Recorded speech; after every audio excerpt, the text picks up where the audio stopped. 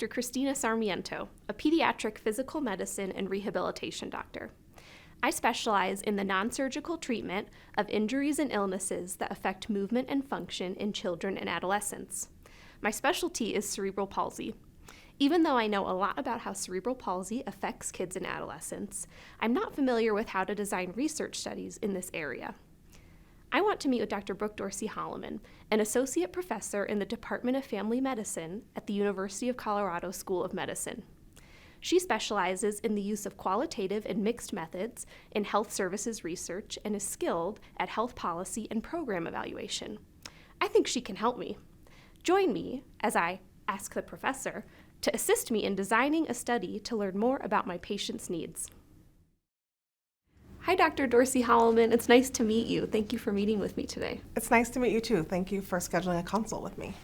Yeah, so I'm a pediatric rehabilitation medicine doctor, and I'm interested in better understanding the process for the transition to adult care for youth with cerebral palsy or CP and their caregivers. So I want to understand, the experiences that these families go through, as well as the magnitude and the complexity of this problem.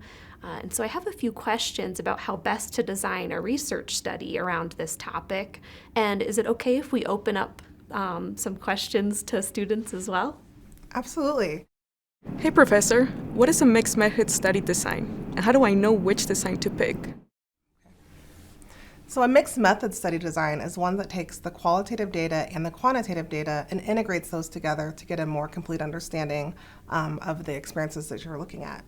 So for this project, I would say that the words and the text would be used to, describe those experiences, and then you would take the numerical data and really use those to understand the complexities and the magnitude of those experiences to get a more complete understanding.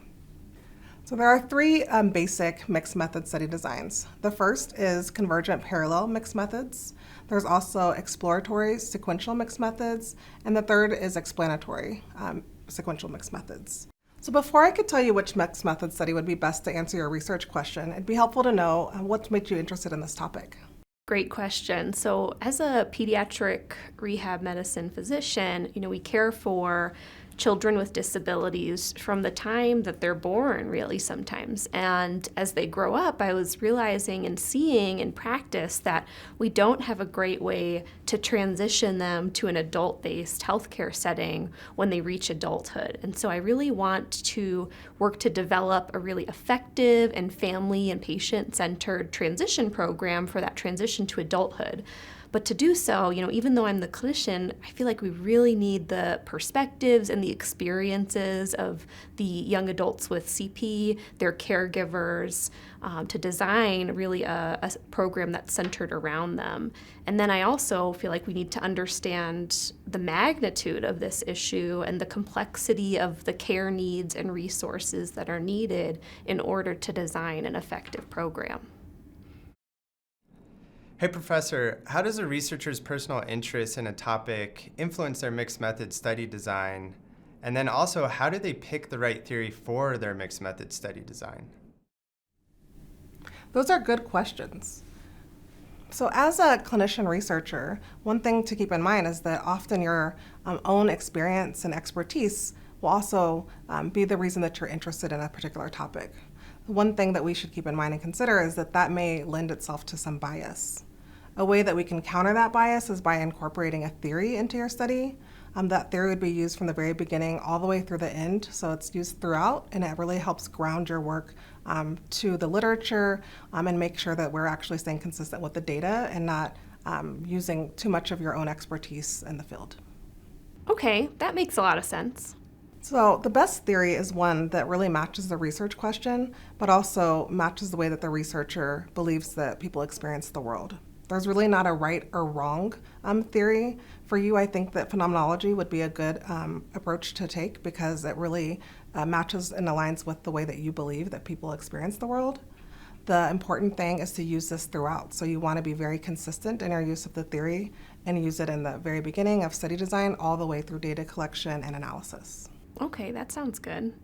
So what research question or questions are you interested in studying? Well, so the optimal process to transition youth with CP from pediatric to adult-based healthcare and particularly rehab-related care isn't well understood. So my question would be, what are the priorities of youth with CP and their caregivers in a transition program? And what are the complexities of care that are required to develop an effective program for transition? Hey Professor, how do you know what data sources you need for your qualitative and quantitative data to answer your research question? Sure, this question comes up quite a bit. For example, in your study, Christina, I think that the best mixed methods design would be an exploratory sequential mixed methods design. So in an exploratory sequential research design, you'll use the qualitative data or interviews to inform the quantitative data that you collect through the health medical record. So using the qualitative data to inform the quantitative data collection and analysis will help you design a better transition to care program. Okay, that sounds like a really great way to answer my research questions. Hey, Professor, how do you know how many people to interview and how many people's electronic medical records to review? Sample size can be a little tricky. So ideally, when you're looking at the sample, you want to make sure that you have a wide range of experiences so that you can capture a good number of different variables.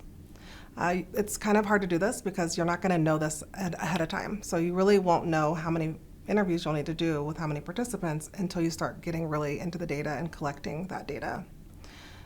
We'll probably have around 20 to 30 interviews, but sometimes there can be some constraints due to time, energy, and also the ease of recruitment. So you're going to take your qualitative findings and use those to inform which variables you want to extract for your sampling. One thing to keep in mind is that although you'll be doing maybe 20 to 30 qualitative interviews, the sample size for the quantitative portion will be much larger. Okay, so if I wanted to use a population sampling strategy and extract data from the electronic health record for all of the young adults with CP that we see, that might be 150 to 200 people. Does that sound right? Yeah, that's correct. Wow, that sounds like a lot of work, but I'm looking forward to it. Hey Professor, how exactly do you take qualitative findings and use them to inform your selection of electronic medical record variables? I'll explain. So let's say that you talk to people and in those interviews you learn that they had some trouble with transitioning to the school programs. So you would take that interview information and then you could use it to search for the prevalence of those types of programs in the electronic medical records. And that way you would be able to have an idea of whether there's an association with some clinical diagnoses, sociodemographic factors, or other outcomes of interest in the study population. Okay, that example makes a lot of sense. So we should talk about your plans for analysis and then the presentation of your results and how you would tailor those to specific audiences. Let's plan to do that in one of our next meetings. Thank you. This has been so informative, Professor. I really look forward to starting this exploratory sequential mixed methods study to help my patients and their families. I look forward to working with you.